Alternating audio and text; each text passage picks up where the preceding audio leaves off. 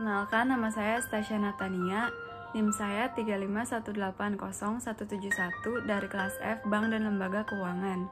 Untuk tugas video UAS ini, saya akan menjelaskan tentang reksadana.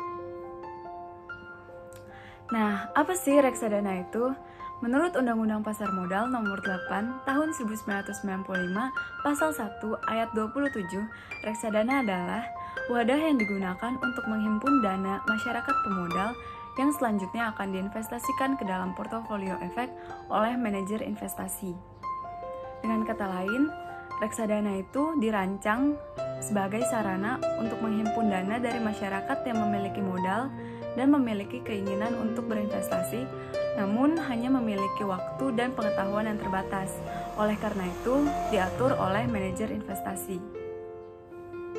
Ada 4 jenis reksadana. Yang pertama yaitu reksadana pasar uang, yang kedua reksadana pendapatan tetap, yang ketiga reksadana campuran, dan yang keempat reksadana saham. Nah, sekarang saya mau menjelaskan yang pertama yaitu reksadana pasar uang. Jenis reksadana ini melakukan investasi pasar uang dengan masa jatuh tempo kurang dari 1 tahun. Bentuknya itu bisa berupa time deposit, certificate of deposit, sertifikat Bank Indonesia, surat berharga pasar uang, dan juga bentuk lainnya. Nah, tujuannya ini untuk menjaga likuiditas dan pemeliharaan modal. Jenis reksadana pasar uang ini memiliki resiko yang relatif paling rendah dibanding jenis reksadana lainnya.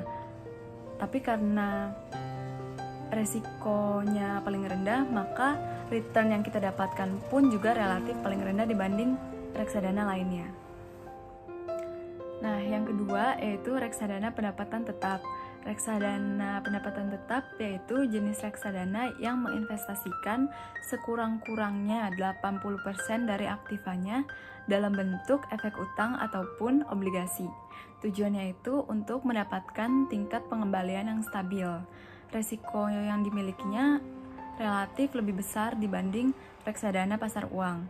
Jadi, otomatis ketika resiko yang dimiliki lebih besar, maka kemungkinan return yang akan kita dapatkan pun menjadi lebih besar juga. Selanjutnya yang ketiga, itu ada reksadana campuran. Nah, reksadana campuran ini dia mengalokasikan dana investasinya ke berbagai macam portofolio. Jadi portofolionya itu bervariasi, sehingga jenis instrumennya bisa berupa saham dan dikombinasikan juga dengan obligasi. Tujuannya itu untuk pertumbuhan harga dan pendapatan. Resiko yang dimiliki oleh reksadana campuran ini bersifat moderat, dan juga returnnya itu relatif lebih tinggi dibandingkan dengan reksadana pendapatan tetap. Nah, terakhir yang keempat yaitu ada reksadana saham. Reksadana saham ini dia menginvestasikan sekurang-kurangnya 80% dari aktifanya dalam bentuk efek ekuitas. Tujuannya itu untuk meningkatkan harga saham atau unit dalam jangka panjang. Nah, resiko yang dimilikinya juga paling tinggi dibanding dengan jenis reksadana lainnya. Jadi tentu saja chance of return yang kita dapatkan di reksadana saham ini juga yang paling tinggi dibandingkan reksadana lainnya. Nah, sekarang saya akan menyebutkan beberapa keuntungan atau manfaat berinvestasi dalam reksadana. Yang pertama, itu manajemen yang profesional. Seluruh dana yang kita investasikan ke dalam reksadana itu akan dikelola oleh seorang manajer investasi. Nah, manajer investasi ini memang sudah profesional dan ahli dalam bidang pengelolaan dana. Yang kedua itu pengelolaan dana yang transparan. Adanya transparansi ini memudahkan dan memungkinkan investor untuk memantau perkembangan saham dan sudah seberapa banyak sih pendapatan atau return yang didapatkan oleh investor itu.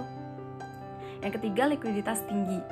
Nah, semakin tinggi likuiditasnya, maka akan semakin memungkinkan untuk investasi itu berhasil.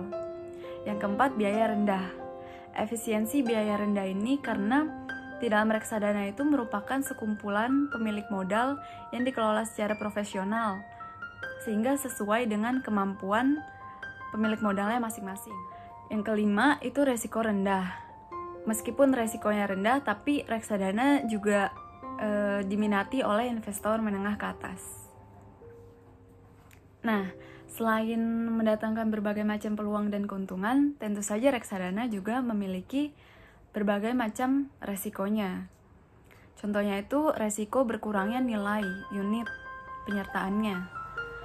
Resiko yang berhubungan dengan turunnya harga saham, harga obligasi, dan surat berharga lainnya. Resiko likuiditas, yaitu resiko di mana manajer investasi mengalami kesulitan karena sebagian besar investornya itu melakukan redemption atau penjualan kembali atas unit-unit yang mereka miliki. Sehingga manajer investasinya itu kesulitan untuk menyediakan uang tunai atas redemption tersebut.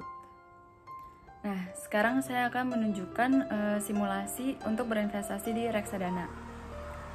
Jadi di sini kita tinggal memasukkan periode investasi kita. Misalnya dari 11 Juni 2010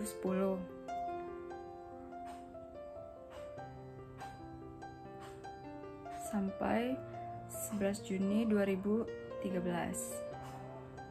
Nilai investasi awal misalnya 500.000.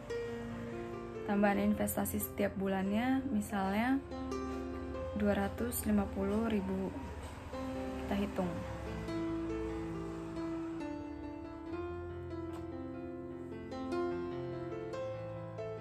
Nah, di sini udah ada hasil investasi kita. Jadi kalau misalnya kita mulai menyisihkan 500.000 di tanggal 11 Juni 2010 dan terus menambah investasi kita sebesar 250.000 selama 3 tahun setiap bulannya, itu total investasi kita jadinya 12.169.520,79. Sedangkan return yang kita peroleh sebesar 2.669.520,79.